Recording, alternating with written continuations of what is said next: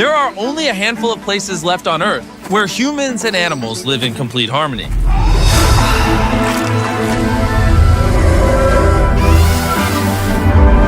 the heart of Africa, in Kenya, lies the Maasai Mara. I came here 1 year ago while building 100 wells throughout Africa, where I met the Maasai tribe, an ancient nomadic group that have preserved their culture and way of living for centuries. But just like we see in other places across the globe, greed and human ignorance pose the biggest threat to the natural world. Animals find their habitat threatened by human activities. Plastic has reached every corner of the globe. This threatens everyone. 1 million animals around the world are now at risk of extinction. But there is a glimmer of hope. This is the Maasai Mara Wildlife Conservancies Association, a group of local Maasai people that are doing everything they can to preserve what's left through a combination of traditional methods and modern-day techniques like data science and analysis, ridding poaching almost entirely and protecting the remaining natural resources. But there are now more pressing challenges being faced that nobody is talking about. So Dan and Darren went back to the Maasai Mara to see how we can further help this community. And not far from the campsite, Dan and Darren came across something extraordinary. This is Elizabeth, one of the endangered white rhinos the rangers protect.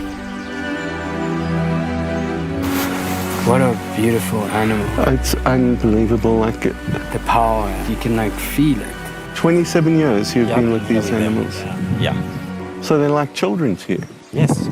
These rangers work day and night to ensure the protection of these endangered animals. And because they are all local Maasai people, they have a deeper understanding of who they are as shepherds of the wildlife. When we arrived at the campsite, we met with Daniel, the CEO of the Maasai Conservancies, to find out what other challenges they are facing. If you look at the last 40 years, scientific information shows a decline of wildlife numbers, and nearly 40% of the wildlife have been lost.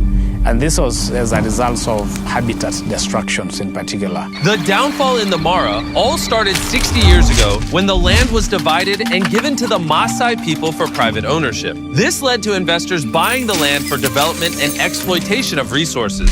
Many Maasai had no choice but to accept the money, abandoning their ancestral heritage and putting the habitat that millions of Maasai and animals rely on at risk of being destroyed. To combat this problem, the Conservancies came up with a plan to incentivize landowners to lease their land to the Maasai Conservancy in return for a monthly payment so that they could preserve their territory and traditions. This idea of conservation is just strengthening our relationship with wildlife and nature.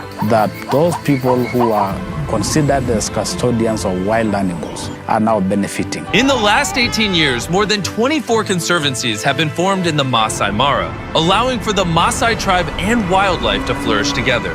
But Tarn, the lead project manager for the Conservancy, told us that natural disasters and weather events like climate change have proven to be the biggest problem that the Maasai now faces. Sadly, we've had some really unexpected weather events. We've had massive flooding events. We've lost property in the form of tourism camps. And more importantly, we've lost lives from some of the rangers who work out here to protect this valuable ecosystem. We've seen quite devastating floods. As they are coming back from their normal patrols, they found that the water level has risen in the river. So they were actually trying to cross. The vehicles was toppled over by the strong currents of the water. And out of the 7 rangers, 2 rangers lost their lives. They lost their lives in the line of duty, protecting our precious natural resources. We're trying to find a way to support the affected families. Both rangers had large families who they provided for on a daily basis, and their tragic death has now left the families without a source of income. Hopefully in the future we can have an alert system to avoid these sorts of tragedies ever happening again. One way the Conservancies are looking to combat this problem is through the installation of weather stations. Weather stations are crucial for doing the ecosystem monitoring work and ultimately being able to make informed ecosystem management decisions funds that go into the conservation effort here. Another struggle is the complete lack of electricity at the ranger base camps, which makes basic tasks like charging a flashlight and powering the current weather stations extremely difficult. This all goes in to form the backbone infrastructure that these rangers need to be able to do effective ecosystem monitoring and ecosystem management work. And that's been a big shift in how conservation has worked in this landscape over the past 20 years. It feels like we're at an inflection point in time right now, and if we don't do something about this, it may be lost forever. We want to do everything we can to make a long-lasting impact on the conservation in the Maasai Mara. So Darren met up with Michelle, the president from our long-term partners Give Power.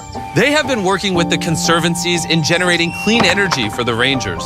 Give Power will be supplying the whole ranger station with clean energy to give light at night. And most importantly, power the weather stations and sensors to predict environmental changes and events to protect the Maasai people. And furthermore, expand the protected Maasai Mara areas. So I got very excited about the opportunity to bring power to some of these ranger stations. We also got the opportunity to create a digital connection to be able to transmit important information that they gather in the field to a system that would allow us to start creating carbon credits. Carbon credits are bought by companies to offset their carbon footprint and allows them to release a certain amount of greenhouse gases. If the Conservancy gets additional weather stations, they will be able to sell the carbon credits to companies that need it in order to continually expand and protect the Maasai Mara. In addition to the 7 weather stations and solar grids that we installed, Darren is just about to surprise Daniel with even more. Daniel, we're going to pay for 5 more weather stations. I have no words to express gratitude and the Mara community I'm speaking on their behalf. Thousands and thousands of those landowners who are not here, they are going to be very, very happy.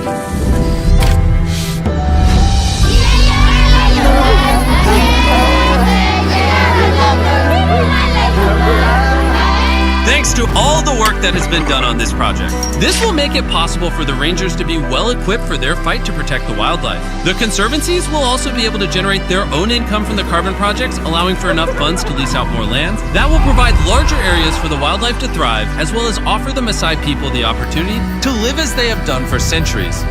We're also ensuring that the new generations will have to continue what we have started, because it is also actually changing their livelihoods. It is actually providing income to thousands and thousands of households. It's a blessing to us. Even after our donation and Daniel's immense gratitude for this to all become a reality, the Maasai Mara still needs an additional 5 weather and power stations, which totals to the amount of $100,000. And that is where we need your help, so please click the donate button below. Every single dollar makes a difference. Before Dan and Darren left, they went to visit the families that lost husbands and fathers in the massive flooding. Daniel then explained that Beast Philanthropy will be donating enough money to cover their living expenses for an entire year, lifting this massive financial burden off their shoulders. The Rangers paid the ultimate sacrifice to protect and preserve this land. It's extremely important that we all do what we can to support the organizations making a massive change in the Mara. We have a short opportunity to take action and do something about it before it's too late. It's thanks to all of you watching and donating that we can do projects like this with organizations that are protecting our planet and its nature. So again, please click the donation button so that we can hit our goal of $100,000 to complete this project.